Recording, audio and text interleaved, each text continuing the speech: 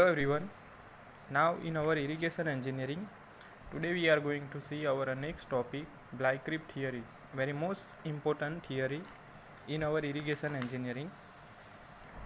Now before we going to see our next topic, in a previous video we saw that what is canal head regulator, design consideration, silt excluder, silt ejector, and cause of failure of weir on pervious foundation and their remedies. So first of all, what is canal head regulator?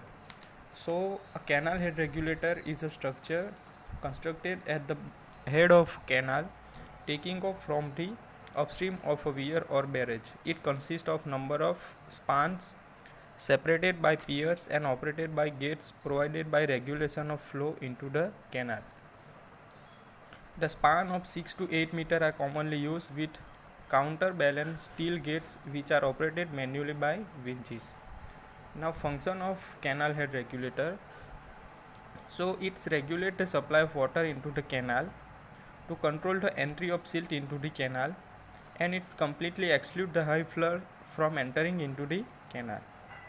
Then after we saw canal head regulator design consideration. So here equation for that, Q equal to 1.7 L minus Kn H into H raised to 3 by 2, where Q equal to total discharge, L equal to length of waterway, H equal to head over the crest of regulator, N equal to number of N contraction, K equal to constant. It depends upon the shape of the nose of the pier. So it is 0.01 to 0.03. Now silt excluder. So silt excluder is a device by which silt is excluded from the water entering the canal. It is constructed in the bed of the front of the head regulator.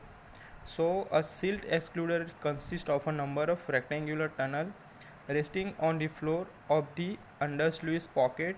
The bottom of the tunnel is formed by the floor of the undersluice pocket, and the top level of the roof of the tunnel is kept same as the level of the crest of the canal head regulator. So the tunnel are of the different length. The tunnel nearest to the crest of the canal head regulator is one of the same length as the length of the head regulator, and the successive tunnel are of decreasing length. Now then after we saw silt ejector. So silt ejector are those silt control devices which remove the silt which has already entered into the canal from the head. They are located in the canal a little distance downstream from the head of the canal. Then after we saw cause of failure of weir on pervious foundation and their remedies. So the various cause of failure of the weir on pervious foundation may be classified into the two broad categories. The first is failure due to seepage or a subsurface flow, and failure due to surface flow. So first is failure due to seepage or a subsurface flow.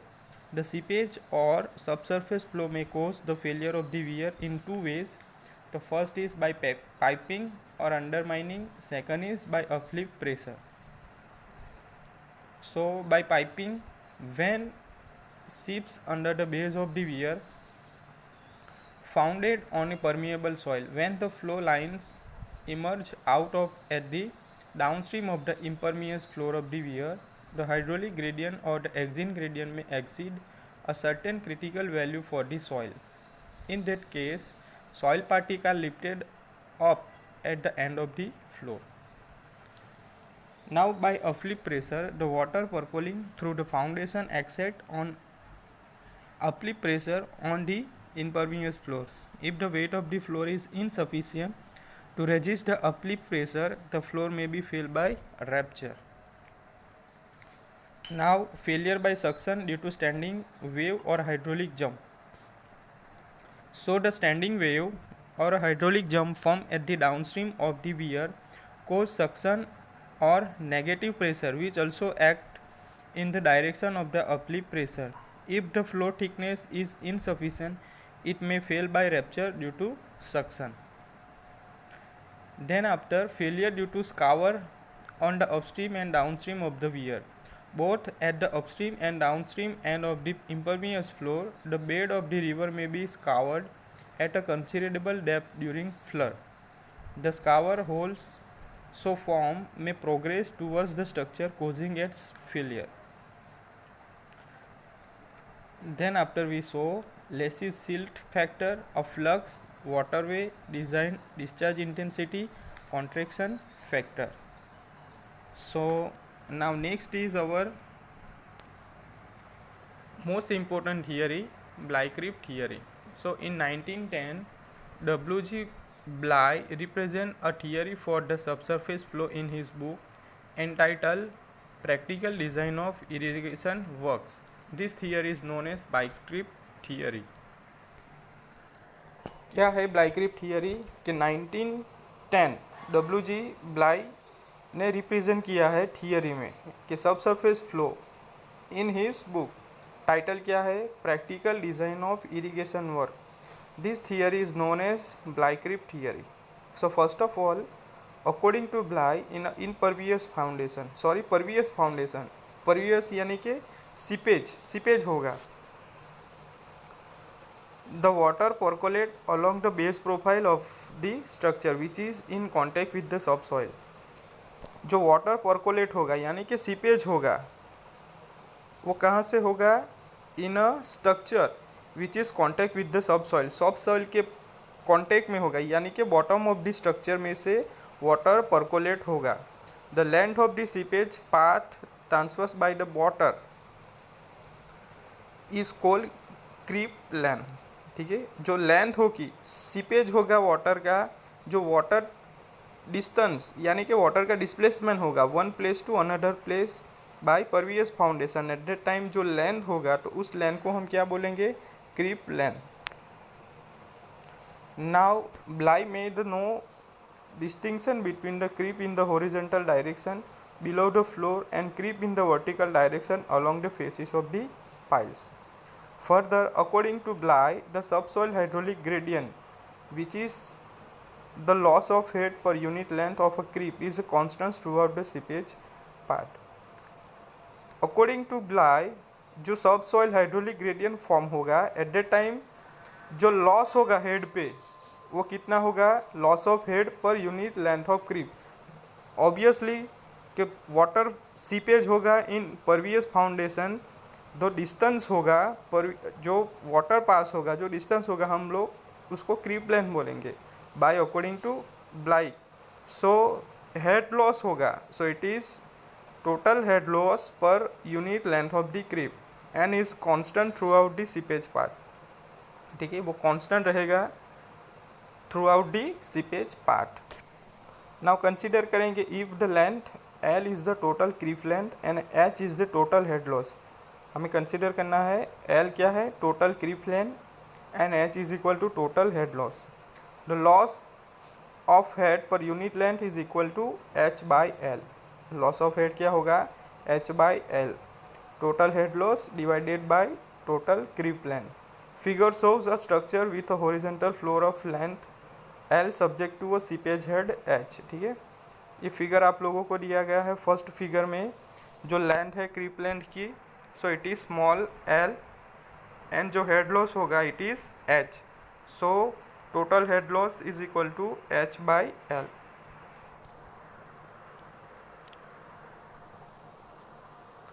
so for a structure without a sheet piles, creep length l is equal to l. pile foundation हम consider नहीं करेंगे. ठीक है, so at that time l is capital L is creep length is equal to small l.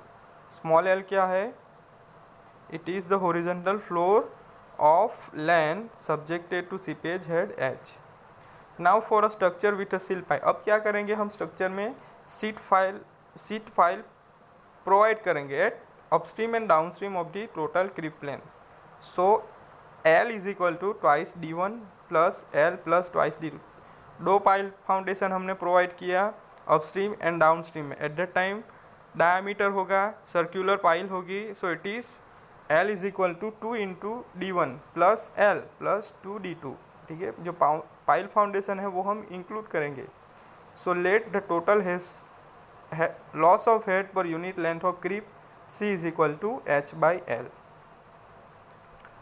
So we have H is equal to H, and we have L equal to twice D1 plus L plus twice D2. ठीक है, it is included with pile foundation.